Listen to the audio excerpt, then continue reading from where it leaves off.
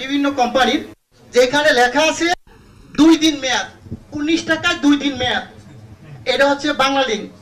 এখন আছে 19 টাকায় আপনার 24 ঘন্টা মেয়াদ রবি। আর এয়ারটেল আছে 19 টাকায় 31 দিন 3 দিন মেয়াদ, আর গ্রামীণ 2 দিন মেয়াদ।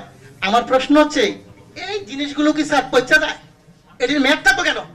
আমার প্রশ্ন হচ্ছে মানুষের টাকা আপনি মনে করেন আমরা যদি 20 কোটি লোক হই, যদি 20 টাকা করে ভরি, আর একদিন সবাই কথা বললাম না, কত হাজার কোটি টাকা এই কোম্পানি নিয়ে যাচ্ছে, সিস্টেমের মাধ্যমে নিয়ে যাচ্ছে। এর আগে আমি বলেছিলাম, একটা নিউজে দেখাইছে 17 মিলিয়ন ভিউ হয়েছে। ওদিক থেকে উচিত ছিল এই সিস্টেমটাকে বাংলাদেশে বন্ধ করে দেওয়া। আমি বারবার বলেছি গরিব মানুষ ভিক্ষা করে, সে 20 টাকা ভরে।